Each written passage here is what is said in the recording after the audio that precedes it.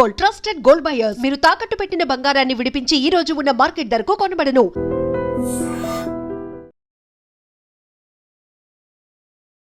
Sessions case number 5347, applic 84, dated June 5th, 1984. Name of the accused, Surya.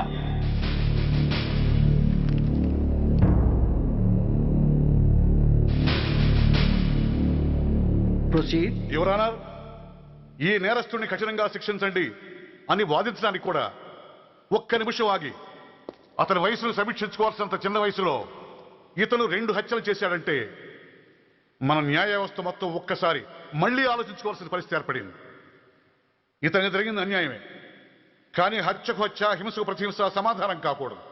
ఇతను చేసిన తప్పుకు తప్పకుండా శిక్ష విధించాల్సిందే. కానీ వేసి ఆ శిక్షలా మాత్రం కాకుండా మొత్తం బాలలోకానికి, రేపటి తరానికి శిక్షణలా అనిపించాలి. It's my sincere request. That's all your honour. బాబు, నువ్వు చెప్పుకోవాల్సింది ఏమైనా ఉందా? ఆ హత్యకు సంబంధించిన అన్ని వివరాలు మాకు తెలిసిన ఎక్స్ మినిస్టర్ ఈ ఊళ్ళో పవర్ఫుల్ పర్సన్ అయిన చౌడప్పకి అగెనిస్ట్ గా సాక్ష్యం చెప్పడానికి ఎవరూ ముందుకు రాకపోయేసరికి కేసు క్లోజ్ చేయాల్సి వచ్చింది. మీలాంటి ధైర్యవంతులు ఊరికి ఒక్కరుంటే చాలు, మా డిపార్ట్మెంట్కి ఎంతో హెల్ప్ అవుతుంది. దేశం కోసం ప్రాణాలు ఇవ్వడానికి సిద్ధపడ్డ సైనికుడిని నేను. మేం కాపాడుతున్న దేశంలో ఇలాంటి కిరాతులు ఉండటానికి వీల్లేదు. ఇదిగోండి కంప్లైంట్, వెంటనే కేసు బుక్ చేయండి. మీరు ఎప్పుడు రమ్మంటే అప్పుడు నేను కోర్టుకు రావడానికి సిద్ధం. Thank you, I appreciate your spirit. Thank you. అవసరమైనప్పుడు కబురు పెడతాను, మీరు తప్పకుండా రావాలి. షూర్.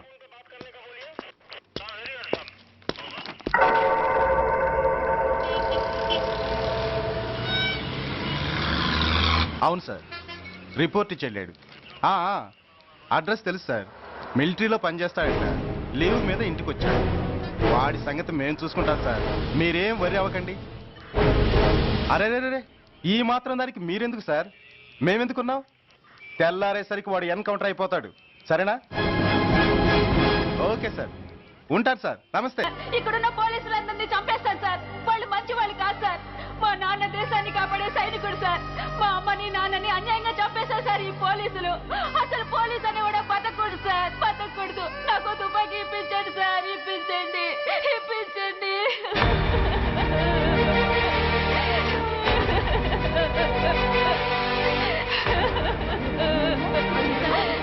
Order, order.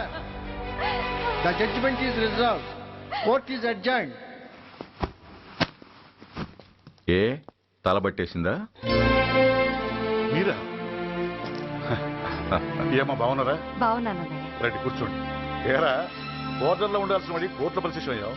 ఎంతసేపు అయింది వచ్చి? ఈ కేసు హియరింగ్ స్టార్ట్ అయ్యేసరికి వచ్చామన్నయ్య. ఇంతకీ ఆ అబ్బాయికి ఏం శిక్ష పడొచ్చు? ఏముందమ్మా, మైనర్ కాబట్టి కొన్నాళ్ళ పాటు రీఫార్మ్ స్కూల్ పంపించాల్సి ఉంటుంది. ఆ శిక్ష వేసేసి చేతులు దులిపేసుకుంటారు, అంతేగా? నేరం చేసిన వాడికి శిక్ష వేయటం, చేతులు దులుపుకోవడం ఎలా అవుతుందిరా? వాడు చేసింది తప్పు కాదని నీ అంతరాత్మకు తెలియదా? మన దృష్టిలో తప్పు కాకపోయినా చట్టం దృష్టిలో అది నేరం. దానికి శిక్ష వేయక తప్పదు. అసలు శిక్ష అనేది ఎందుకురా? మనిషిలో పరివర్తన తేవటానికి. మీరు వేసే శిక్ష వాడిని తప్పు తెలుసుకొనివ్వదు, తప్పుదారిలోకి మళ్ళిస్తుంది. ఏంటో నువ్వనేది? ఆ పసి మనసులో ఎంత ఆవేదన, ఆవేశం ఉన్నాయో చూసావు కదా. శిక్షాకాలంలో అవి వాడితో పాటే పెరుగుతాయి తప్ప తరగవు. సమాజం మీద కక్షతో, వ్యవస్థ మీద హేట్రెడ్తో ఓ రెబల్గా సొసైటీలోకి వస్తాడు. దగ్గరకు తీసుకుని ఆదరించేవాళ్ళు లేక మరో క్రిమినల్గా తయారవుతాడు. ఇంతకీ నువ్వు అనేది ఏమిట్రా?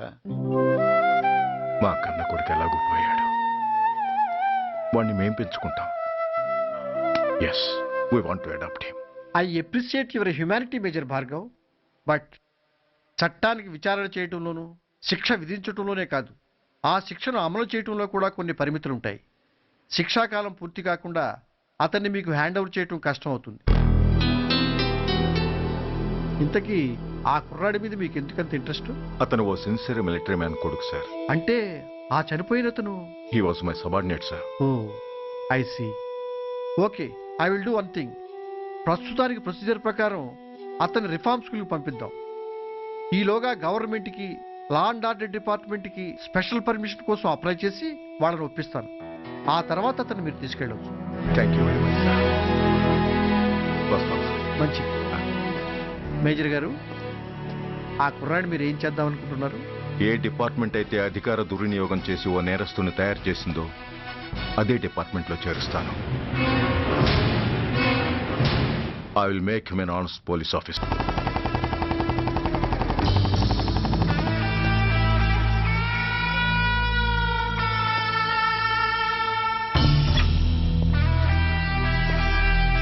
ఏంట్రా, ఏంటి మీదకి వస్తున్నావు?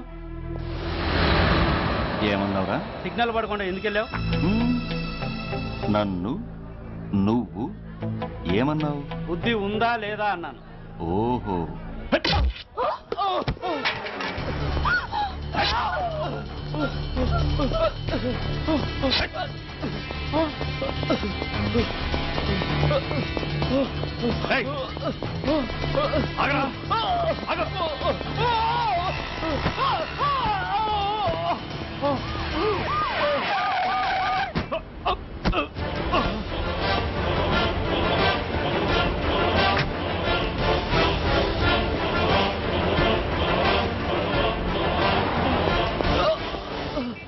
అతని హాస్పిటల్కి తీసుకెళ్ళండి. Drop the knife. కత్తి కింద పడై.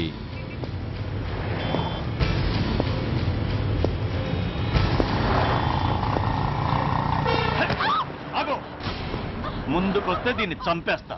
చంపే. చంపితే ఏమవుతుంది? నిన్ను చంపడం నాకు ఇంకా తేలికవుతుంది. కమాన్, చంపే. ఆలోచిస్తావే కిల్లర్?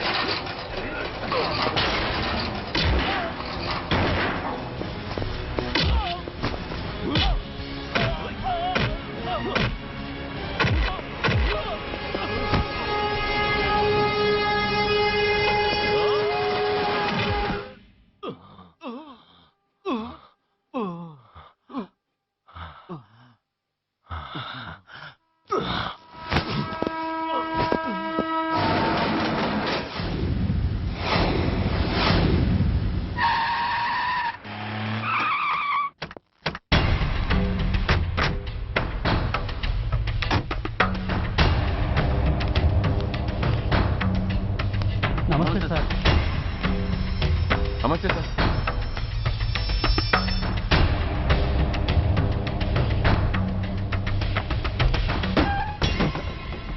నేనెవరిని? మీరు అదే నేనెవరిని? మినిస్టర్ అప్పలనాయుడు గారు సార్. మరి వాడేవాడు? మీ అబ్బాయి గారు సార్. అంటే అది తెలిసే వాడిని లోపలేసావా? ఎఫ్ఐఆర్ ఎక్కడ్రా? ఆ?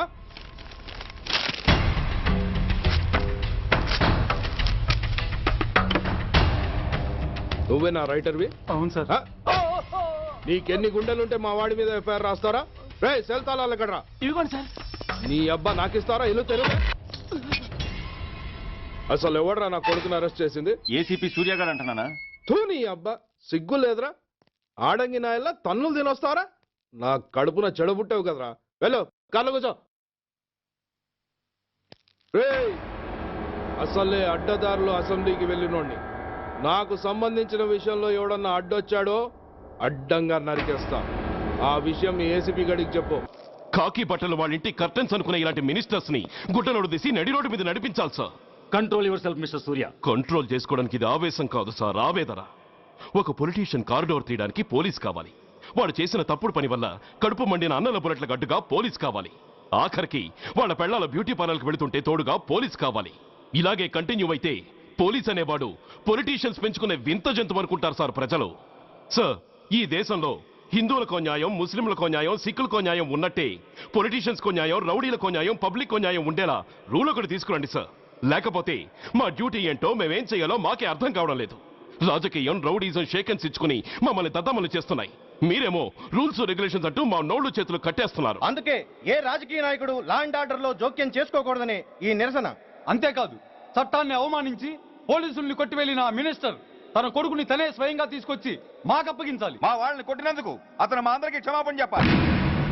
అతను మంత్రి అయ్యా. తప్పు చేసింది మంత్రైనా మంత్రసానైనా ఒక్కటే సార్. అయితే మీ నిర్ణయంలో మార్పు లేదా? Sorry sir. సారీయా? నేనెందుకు చెప్పాలి సారీ? అయినా అంత టెన్షన్ పడతారు ఎందుకు?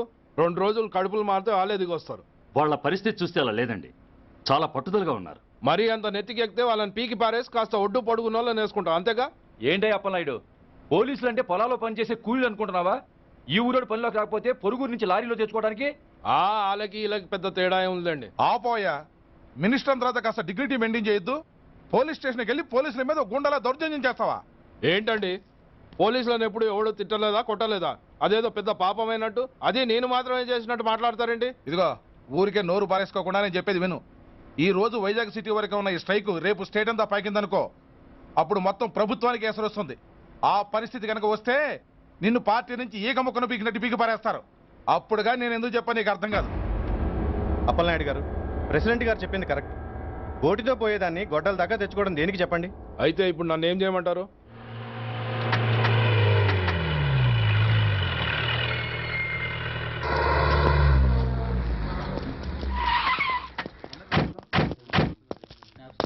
హలో,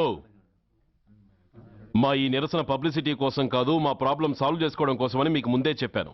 మళ్ళీ ఎందుకు వచ్చారు? మినిస్టర్ గారు రమ్మంటే రాకుండా ఎలా ఉండగలం సార్? మినిస్టరా?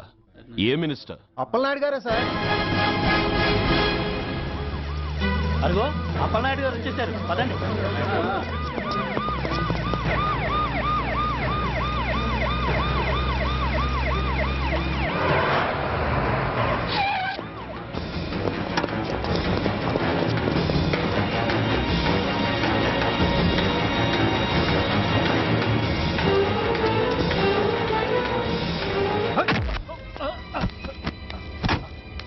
నా కొడక ఏమనుకుంటున్నారా? నువ్వేమన్నా పెద్ద రౌడీవా? నా పరువు తీసేసావు కదరా, నా కడుపును చెడబుట్టావు కదా. పోలీసులు అంటే ఎవరు అనుకుంటున్నారా? వాళ్ళు మనల్ని కాపాడేవాళ్ళరా? వాళ్ళనే అవమానిస్తావా? వెళ్ళరా, వెళ్ళి వాళ్ళ కాళ్ళ మీద పడి క్షమాపణ అడుగు, వెళ్ళవు. వీడు చేసిన వెధవ పని తెలియక కన్న తండ్రిగా తొందరపడి వీడిని తీసుకెళ్లాను. నిజం తెలిసాక ఓ బాధ్యత గల మంత్రిగా జరిగిన దానికి సారీ చెప్పి వీడిని మీకు అప్పగిస్తున్నాను. నన్ను క్షమించండి. చాలా థ్యాంక్స్ అండి. ఇంకా మీరు కెమెరాలు ఆపండి. మినిస్టర్ గారు మిమ్మల్ని పిలిపించిన కార్యక్రమం అయిపోయింది, మీరంతా బయలుదేరచ్చు ప్లీజ్. పిలవగానే వచ్చినందుకు మీ అందరికీ చాలా థ్యాంక్స్.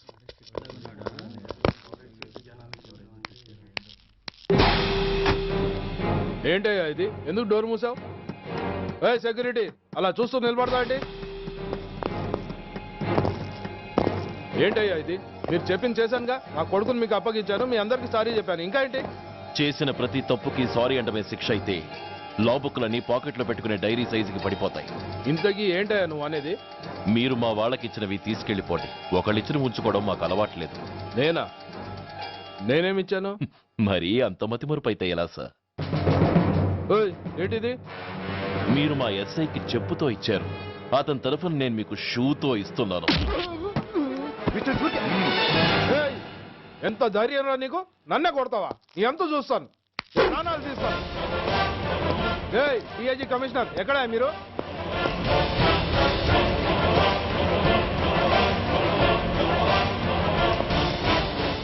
ఇది మా రైటర్కి ఇచ్చింది, ఇది మా సెంట్రీకి ఇచ్చింది. ఇక ఒకటే ఒకటి మిగిలి ఉంది. ఇంకోట ఏంటది? ఈ ఎఫ్ఐఆర్ ని నడిపినందుకు.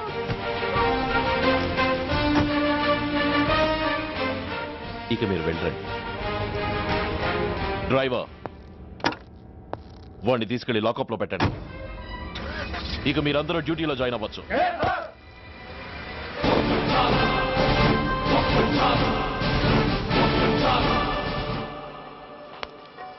Hello, excuse me. స్మోక్ చేస్తూ డ్రైవింగ్ చేయటం అపాయకరం. Sorry sir. స్మోక్ చేస్తూ వాకింగ్ చేయటం సురక్షితం.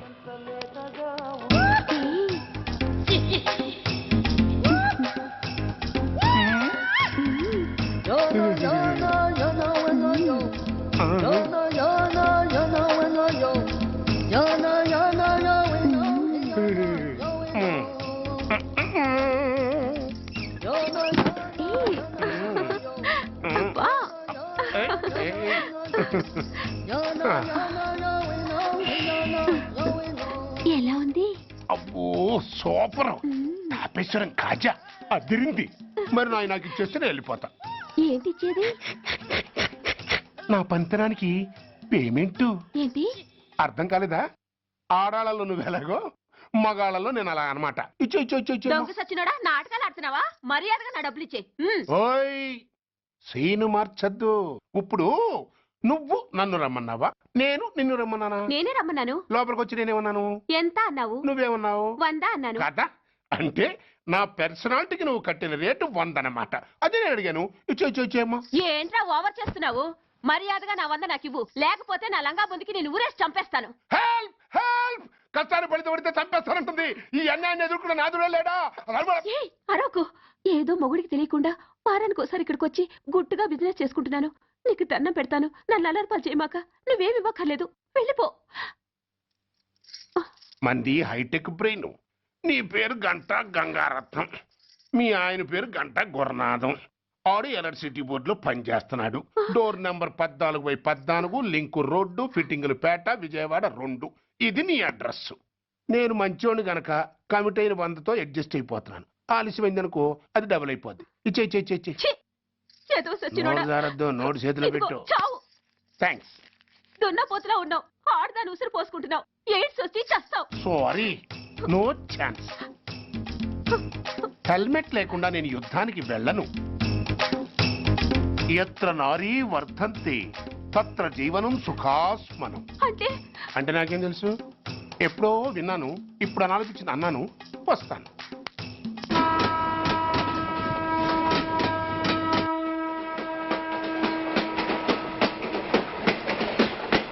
మొత్తానికి స్వర్ణాంధ్రప్రదేశ్ పర్యటన ఒక రౌండ్ పూర్తయ్యి 2వ రౌండ్లో పడ్డా ఉన్నమాట. ఏంట్రా నీలో నువ్వే కొనుక్కుంటున్నావు? అబ్బే ఏం లేదు గురు. నువ్వు సర్వీస్ లో చేరిన తర్వాత నీ అండర్లో నేను హైదరాబాద్ నుండి బందర్లో పడి తిరిగిన జిల్లా తిరగకుండా తిరిగి తిరిగి తిరిగి తిరిగి హైదరాబాద్ చేరుకుంటున్నాం కదా, దాని గురించి. నవ్వుతావు ఎందుకు నవ్వు? చిన్నప్పుడు ఎవడో ఒక సన్నాసి నా చెయ్యి చూసి లోక సంచారం అవుతావు అన్నాడు. దాంతో నేను ఏ విమానం పైలట్లో షిప్ కెప్టెన్ అవుతాననుకున్నాను, కానీ ఇలా నీతో పాటు తిరుగుతూ రాష్ట్రమంతా సర్వే చేస్తానుకోలేదు. ఏడ్చావులే. నిజంగానే ఏడ్చినట్టుంది. డ్రెస్ కిందకు 30 ఏళ్ళు వచ్చినా ఇంకా పెళ్లి కాలేదంటే తెలిసిన వాళ్ళందరూ నన్ను ఆట్ అయిపోయి అనుకుంటారు తెలుసా. అయితే ఓ మంచి అమ్మాయిని చూసి చేసుకోవచ్చుగా. చేసుకోవచ్చు, ఎందుకు చేసుకోకూడదు? కానీ అవకాశం ఏది? ఫస్ట్ బందర్ బస్ స్టాప్ లో అమ్మాయిని చూసి ముచ్చటపడి పేరు అడుగుదామనుకున్నా. అడిగే లోపల ఆదిలాబాద్ ట్రాన్స్ఫర్ చేశారు. అక్కడ ఇంకో సుందరి కనిపించింది, పేరు అడిగా. ఆ అమ్మాయి పెద విప్పే లోపల ప్రకాశం జిల్లా పంపించారు. ఒంగోలులో ఇంకో అమ్మాయి కనిపించింది, పేరు చెప్పింది. ట్రాఫిక్ లో వినబడలా అనే లోపు విజయవాడ తన్నారు. ఇలా నిలకడ లేకుండా నీతో పాటు తిరుగుతూ ఉంటే లవ్ ఎక్కడా, మ్యారేజ్ ఎక్కడా? నా బొంద. అంత ఇబ్బందిగా ఉంటే నాతో పాటు ఎడవడం ఎందుకు? మంచి ఉద్యోగం ఇప్పిస్తాను, హాయిగా పెళ్లి చేసుకుని సెటిల్ అవ్వు అంటావు అంతేగా. జీవితాంతం ఒంటరిగా అయినా గడిపేస్తాను గానీ మీ ఫ్రెండ్షిప్ మాత్రం దూరం చేసుకుని ఏసీపీ గారు. ఇది కొంచెం ఓవర్ అయినట్టుంది. ఓవర్ అయిందా? అయితే ఆపేస్తాను. ఈ టికెట్ ఎవరిది బాబు? బాబు కాదు, పాప. ఈ టికెట్ గలదు. ఏ నా టికెట్ ఏం తక్కువ? రేటు తక్కువ. ఇది సూపర్ ఫాస్ట్ ట్రైన్. నువ్వు ఎక్కాల్సింది మామూలు ట్రైన్. సికింద్రాబాద్ లో దిగి పీటీ కట్టించుకుని మీ ఊరెళ్ళు. ఏ ఈ ట్రైన్ భువనగిరి వెళ్ళదా? వెళ్తుంది కానీ ఆగదు. ఆగదా? ఎందుకు ఆగదు? ముందు కరీంనగర్ లో ఆగింది, తర్వాత సికింద్రాబాద్ లో ఆగుతుంది. మధ్యలో ఉన్న భువనగిరిలో ఎందుకు ఆగదు? ఏంటి లాజిక్కా? మీ ఊరికి ఈ ట్రైన్ ఆగేంత బిల్డప్ లేదు గానీ ఎక్కువ మాట్లాడకుండా సికింద్రాబాద్ లో దిగిపో. ఏంటయ్యా అమాయకురాల్లా కనిపిస్తున్నానని దబాయిస్తున్నావా? టికెట్ ఇచ్చినప్పుడు రైలు ఎందుకు ఆపరు? ఈ రైలు మా ఊళ్ళో ఆగాల్సిందే, ఆపి తీరాల్సిందే. అమ్మాయి ఆడపిల్లగా ఊరుకుంటుంటే తెగరెచ్చిపోతున్నావు. ఇంకా ఎక్స్ట్రా చేసావంటే సికింద్రాబాద్ దాకా ఎక్సెస్ ఫేర్ రాసి ఫైన్ కూడా కట్టిస్తాను, జాగ్రత్త. ఏంటమ్మా నేనేమన్నానని? ఊరుకో తల్లి, ఊరుకో, నువ్వేం కట్టగర్లేదులే. ఏంటిది? కట్ట కాదు, పుస్తే. పుస్త? ఒక పుస్తంటే 2 జీవితాల బంధం. ఈ తాళి పట్టుతోనే నా స్నేహితురాలి పెళ్లి ముడిపడి ఉంది. నేను టైంకి భువనగిరి చేరకపోతే ఆ పెళ్లి ఆగిపోతుంది. నేను తాళిపట్టు తీసుకెళ్తున్నానంటే వాళ్ళదెంత పేద కుటుంబమో ఆలోచించండి. అది అసలు అభిమానం గల పిల్ల. అలాంటి దాని పెళ్లి ఆగిపోతే ఆత్మహత్య చేసుకుంటుంది. ఆ పాప మీకు నాకు చుట్టుకుంటుంది. అందుకే చెప్తున్నాను, ఈ చైన్ లాగే ట్రైన్ అన్న ఆపండి, లేదా ఈ చైన్ లాగే నా ప్రాణాలను తీసేయండి. అమ్మా ఆండాళ్ళమ్మ కాదు, రంబమ్మ. ఆ పోని రంబమ్మ. ఆ చైన్ లాగి నా ఉద్యోగం పోగొట్టుకునే దమ్ము నాకు లేదు గాని గార్డుతో మాట్లాడి మీ ఊళ్ళో ట్రైన్ స్లోగా వెళ్ళేలా చేస్తాను. రన్నింగ్ లో దిగలవా? స్టేషన్ వచ్చేసింది, జాగ్రత్తగా దిగమ్మా. దిగ్గానే నీ సామాన్లు కింద పడేస్తాం.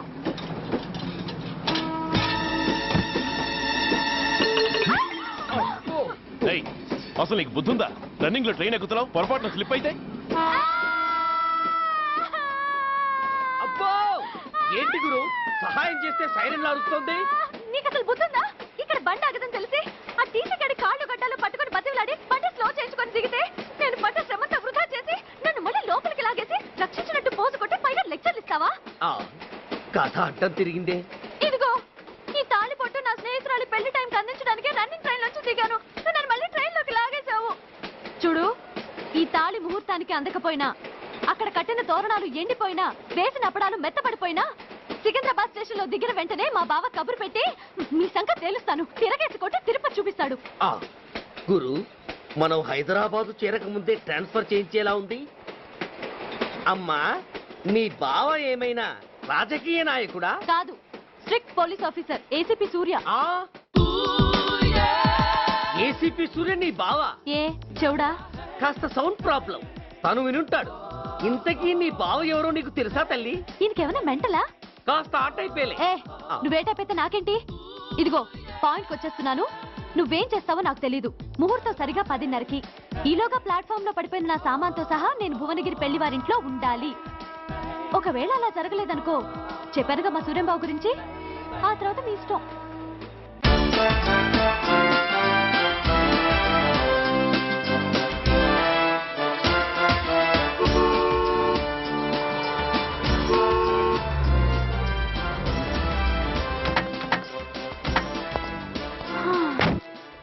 జురాసిక్ పార్క్ లో చిన్న డైనోసార్ లాగా ఏంటా లుక్కు?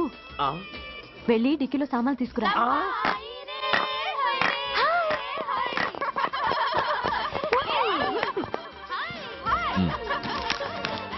పర్వాలేదు, ఉంచుకో. టికెట్ ఏంటి ఇంత ఆలస్యంగా వచ్చావు? సారీనే. అది సరిగాని అతను ఎవరే? వీడా, వాడు అసిస్టెంట్. మరి అతను వాడా, మన బాడీ గార్డ్. అవును పెళ్లి కూతురేది? లోపల మేకప్ అవుతుంది. నీ మీద చాలా కోపంగా ఉంది. కనీసం 2 రోజుల ముందైనా వస్తామని ఎక్స్పెక్ట్ చేసింది. దాని కోపం పోగొట్టడానికి నా దగ్గర ఓ మంత్రం ఉందిలే. ఈ ప్రెజెంటేషన్ చూడగానే అది ఐస్ అయిపోతుంది.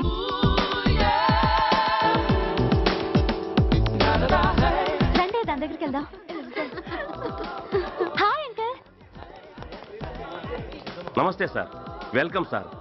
మీకు వైజాగ్ కార్డు పంపించారు సార్. పర్సనల్గా చెబుదామని ఫోన్ కూడా చేశాను. మీకు హైదరాబాద్ ట్రాన్స్ఫర్ అయిందని చెప్పారు. అక్కడ హెడ్ క్వార్టర్స్ కూడా కార్డు పంపించాను. మీకు అందుతుందో లేదో, వస్తారో రారోనని తెగ టెన్షన్ ఫీల్ అయ్యాను సార్. నాకు ఇన్ఫర్మేషన్ అందింది, అందుకే వచ్చాను. చాలా సంతోషం సార్.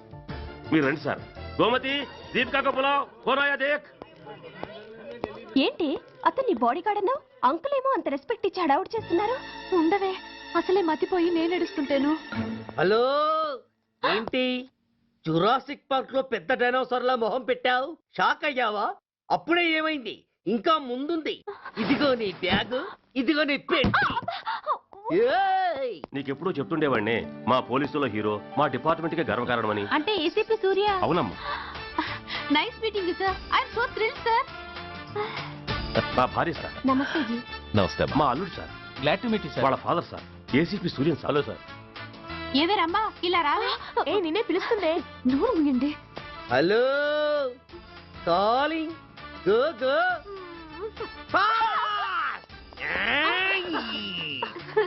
సార్ సార్, రమ్మా అని నా close friend sir. ACP Suryam గారే. బావకి మరదల్ని కొత్తగా పరిచయం చేస్తున్నారేంటి? మరదలా? ఓహో, ఇది పెళ్లి మండపం కాదు, పెళ్లి కూతుళ్ళ ఫ్యాక్టరీ. ఇండియాలో ఉండే పెళ్లి కూతుళ్ళందరూ ఇక్కడే ఉన్నారు. ఇక్కడే ఇప్పుడే ఏదో ఒక అమ్మాయిని సెటప్ చేసుకుంటారు.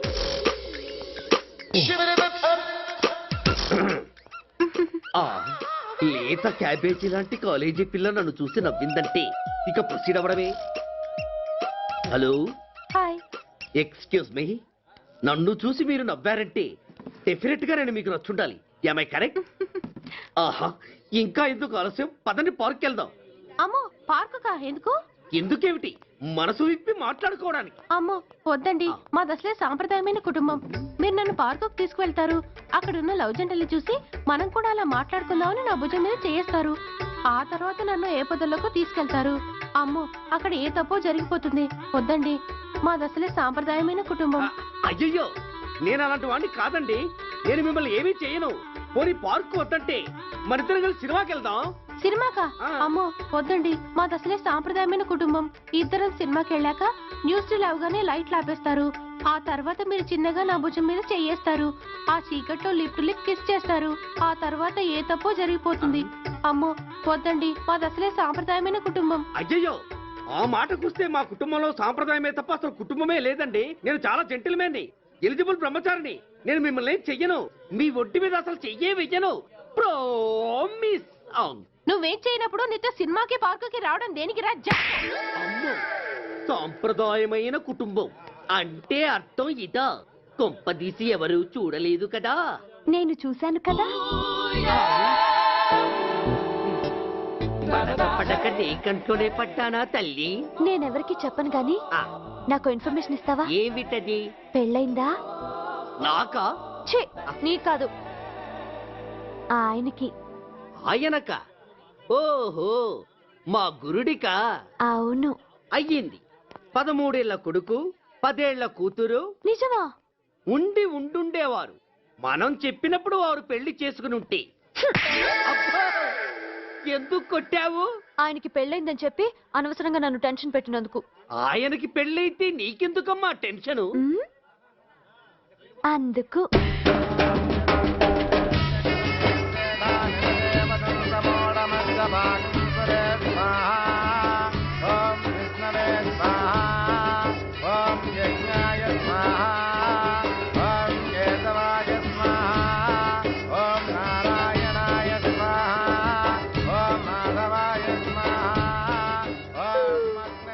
ఎందుకే అలా ఉన్నావు?